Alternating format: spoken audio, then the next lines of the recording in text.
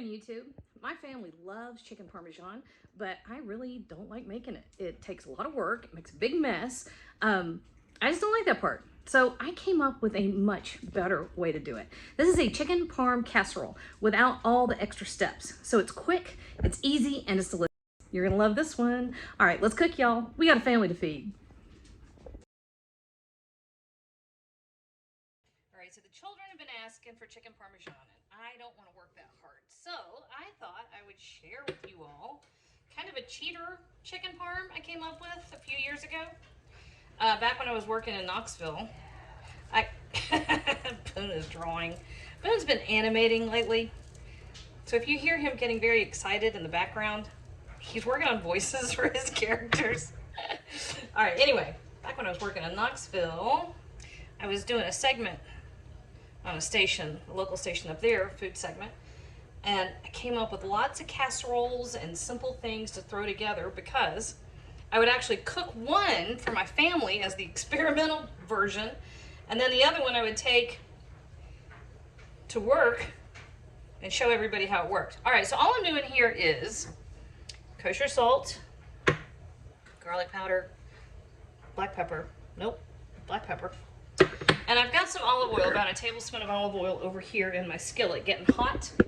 It's not quite hot enough yet, so I'm gonna go ahead and flip these guys over and season the other side. Let that get a little hotter.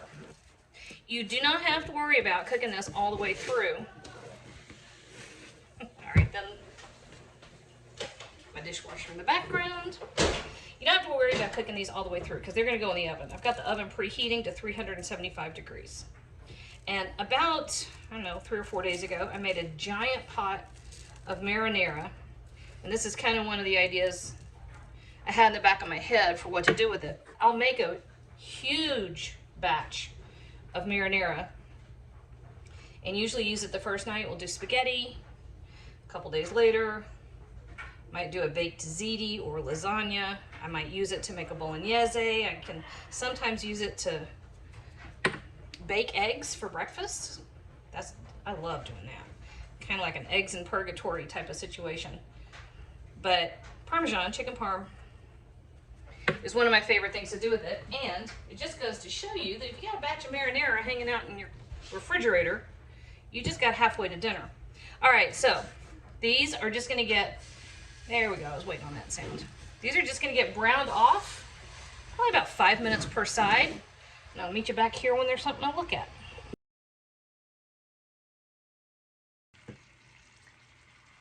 Not much happening, I just think it sounds pretty great. All right, so we had about 5 minutes on the first side. Just gotta flip them over. That's all you're looking for, a little bit of color. Whoops. A little bit of color and making sure your stove doesn't self-destruct. All right, here we go. Just got some color on both sides. No more than about 5 minutes. And I have just about a teaspoon or 2 of olive oil, and then I sprinkled a 1/4 teaspoon of red pepper flake across the bottom there. All right, now, all we're doing here, ooh, pretty color. All we're doing here is a little bit of layering. So remember, we want the flavor from chicken parm. I'm pretty sure I made it clear I don't want to work very hard. All right, so here is our homemade marinara. Let me see if I can get this. Let's work this out a little bit. Okay, homemade marinara. If you don't have it, use a jarred sauce. That's fine. I am not gonna be one judging you for taking a shortcut here and there. I mean, actually, I do it all the time. I just have gotten to the point where I can make marinara almost in my sleep. And because it is so easy and inexpensive to make from scratch, that's what I do. Here we go. All right, so marinara right over the top, 3 or 4 cups, whatever you got. Then we're gonna top this with a couple of things. Coming right over the top with some mozzarella. I have to do this before Ricky catches me using pre-shredded mozzarella. Normally I don't, and he will bless me out, but it's what I had. I've had a busy few weeks, so I've been taking a few shortcuts. All right, and then a little parm. And then the next part, this is where you get your cheater aspect going. If I don't quit throwing Parmesan cheese on the floor. We did not bread this, right?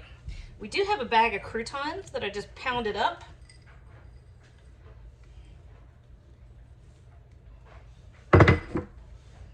Right over the top. This will bake off and give you that crunch that you normally get from breading. Yep. From breading and frying the chicken, but we don't have the mess of all of that. All right, so this is gonna go in the oven. We're gonna give it about 30-45 minutes. Mainly just keep an eye on how well we bubble on the edges and how brown it's getting on top. Okay, 375. Well, let's call it 30 minutes to start. All right, I got on the phone again. Got distracted. Imagine that. So our buzzer went off a few minutes ago. Oh, oops. Hang on a minute. Okay, so it came out of the oven, and of course immediately got a phone call. And it was nice and bubbly around here. Got nice and golden, crispy brown on top. I'm actually gonna let this sit here and I'm gonna let it rest for about 10 minutes, okay?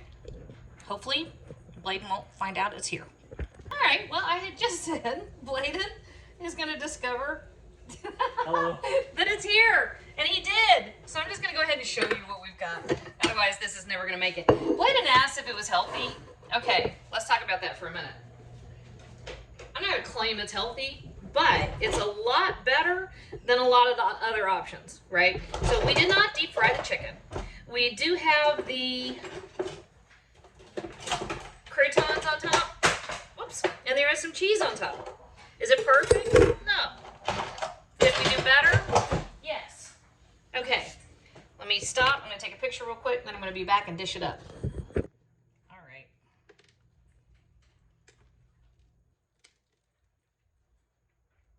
Why is my...